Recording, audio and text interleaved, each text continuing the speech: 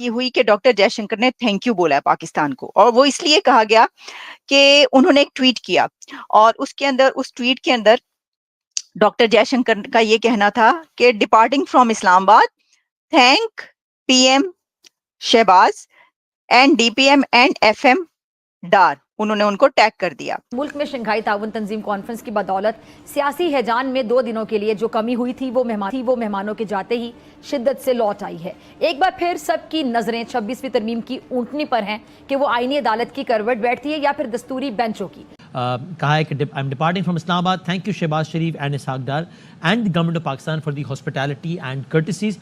और ये बात करके जयशंकर अब से कुछ लम्हात कबल रवाना हो गए हैं। तो ये कहना डॉक्टर जयशंकर का, ये उनकी डिग्निटी शो करता है। ये डॉक्टर जयशंकर का ये कहना, थैंक यू बोलना, ये उनकी ग्रेटनेस शो करता है। मेरा ख्याल है इसी वजह से उन्होंने सब पाकिस्तानियों के दिल जीत लिए होंगे। नमस्कार दोस्तों, जय हिंद। दोस्तों, एससीओ समिट तो खत्म हो गया है। एस जयशंकर जी भारत वापस आ गए हैं, और भारत वापस आकर उन्होंने पाकिस्तान को ट्वीट करके बोले थैंक यू। और पाकिस्तान में एससीओ समिट बहुत ही अच्छे से किया गया। ये सुनकर पाकिस्तान में खुशी का माहौल बना है। तो आइए देखते हैं पाक मीडिया क्या बातें कर रही है। ये हुई कि डॉक्टर जयशंकर ने थैंक यू बोला है पाकिस्तान को, और वो इसलिए कहा गया कि उन्होंने एक ट्वीट किया, और उसके अंदर, उस ट्वीट के अंदर डॉक्टर जयशंकर का ये कहना था कि departing from Islamabad, thank PM Shahbaz and DPM and FM Dar, उन्होंने उनको टैग कर दिया, and the government of Pakistan for the hospitality. तो ये कहना डॉक्टर जयशंकर का, ये उनकी डिग्निटी शो करता है। ये डॉक्टर जयशंकर का ये कहना, थैंक यू बोलना, ये उनकी ग्रेटनेस शो करता है। इसकी वजह ये है कि देखिए, मैंने पहले भी बात की थी, बड़ी अच्छी हॉस्पिटैलिटी की हम बात करें, बड़ा जबरदस्त वहां पे सब किया गया, बहुत अच्छे तरीके से उनको रिसीव किया गया, हमने आपको दिखाया कैसे वेलकम किया गया, एवरीथिंग वाज सो गुड। लेकिन इसके अंदर कुछ सवाल तो हैं कि भाई मैंने ये किया था कि जो पाकिस्तान के फॉरेन मिनिस्टर हैं वो क्यों नहीं लेने उनको गए, डार साहब जो हैं वो उनको लेने क्यों नहीं पहुंचे, उनको वेलकम डार ने क्यों नहीं किया, फॉरेन मिनिस्टर ने। लेकिन ऑब्वियसली जो सिलसिला चल रहा था, जो दोनों कंट्रीज के बीच हालात है, उसके अंदर वो नहीं गए, लेकिन फिर भी बहुत जबरदस्त वेलकम हुआ। लेकिन ये भी तो हो सकता था और होना चाहिए था कि पाकिस्तान के फॉरेन मिनिस्टर या कोई जो बड़ा मिनिस्टर उनको रिसीव करने के लिए जाता, लेकिन देखिए वो फिर भी आपको थैंक यू बोल रहे हैं, ये उनकी डिग्निटी। और सबसे बड़ी बात ये, एक और जो मुझे वो है, मुझे ये बताइए कि जो डॉक्टर जयशंकर की स्पीच जब चल रही थी तो उसका उर्दू में ट्रांसलेशन क्यों चल रही थी, उनकी आवाज क्यों नहीं सुनाई दे रही थी? जब वो स्पीच उन्होंने स्टार्ट की अपनी, हमने फटाफट जो है मैंने खोला, मैंने कहा चलिए स्पीच सुने डॉक्टर जयशंकर की। हर जगह मैंने ट्राई कर ली कि भाई डॉक्टर जयशंकर क्या कह रहे हैं, स्पीच सुनाई दे उनकी। किसी भी जगह पर उनकी स्पीच जो है वो उनकी लैंग्वेज, जिस लैंग्वेज में वो कर रहे थे, वो इंग्लिश में कर रहे थे या हिंदी में कर रहे थे, आपको वो चलाना चाहिए थी। पूरी दुनिया में ये एक एक्सरसाइज है, ठीक है, ये यही होता है पूरी दुनिया में कि जब स्पीच हो रही होती है किसी भी डिग्नेटरी की, किसी भी जो स्पीकर है वो जिस लैंग्वेज में बोल रहा होता है उसी लैंग्वेज में वो स्पीच चल रही होती है, यानी सबको, व्यूवर्स को सुनाई दे रही होती है। हाँ, ये होता है कि साथ में जिन्होंने अपने हेडफोन्स पे जो अपने लगाए होते हैं ट्रांसलेशन के लिए, वो उनको वो सुनाई दे रहा होता है। लेकिन ये भी होता है साथ साथ आप ट्रांसलेशन भी करते जाते हैं। यूनाइटेड नेशन में कहीं पे बड़े बड़े उसमें भी आप देख लें, तो बात यह है कि ये कहा गया, मैंने देखा है कई जगहों पर ये लिखा गया है, कई जगह पर ये सवाल उठाया गया कि जयशंकर साहब की तो स्पीच ही ब्लॉक कर दिया आपने, आप उर्दू में बता रहे हैं। अच्छा, अब उर्दू में जो वहां पर एंकर्स बैठे थे पाकिस्तान के अंदर, वो तो उसको जो ट्रांसलेट कर रहे थे वो एग्जैक्टली वो मतलब नहीं निकल रहा था उसका, मैं आपको बता रही हूँ, क्योंकि जो बातें उन्होंने कही। अच्छा, हुआ क्या फिर?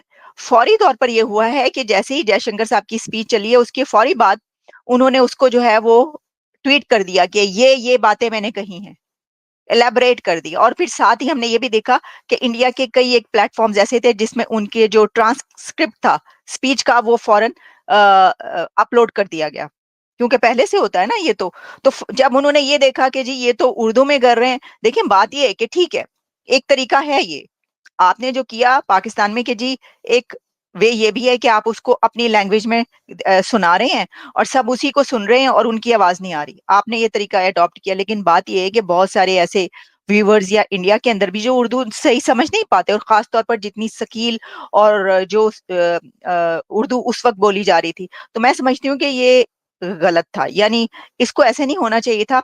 मुझे नहीं पता कि बाकी जो लोगों ने स्पीचेस की हैं, क्या वो भी उसी लैंग्वेज में उनकी जाने दी गई हैं, या उसको भी वैसे ही सिर्फ एंकर्स ही अपने तौर पर ट्रांसलेट करके बता रहे थे। ये अपनी बातें कर रहे थे और स्पीच सुनाई नहीं दे रही थी। सबके साथ ऐसा हुआ है, तो भी मैं इसको गलती कहूंगी, क्योंकि ये तो सबकी उनकी आवाज में ही हर जगह। आप देखें ना, इंडिया में जितनी भी G20 से लेकर कितनी स्पीचेस, सब स्पीचेस वैसे ही चल रही होती हैं दुनिया में भी ना। वो है, हमें इंडिया की जो फॉरेन पॉलिसी है उसको अंडरस्टैंड करने की जरूरत है। ठीक है। अब देखिए, इंडिया बड़ा ही लाउड और वाइब्रेंट है अपनी फॉरेन पॉलिसी को लेके, ठीक है। और वो सिर्फ कहता नहीं, उसके एक्शंस भी बताते हैं। अब एससीओ की मीटिंग अटेंड करने से एक दिन पहले आपने देखा होगा कि उनके जो फॉरेन मिनिस्टर हैं या उनकी जो फॉरेन पॉलिसी है, उनकी तरफ से ऑफिशियल एक स्टेटमेंट दी गई थी कनाडा के लिए। क्या?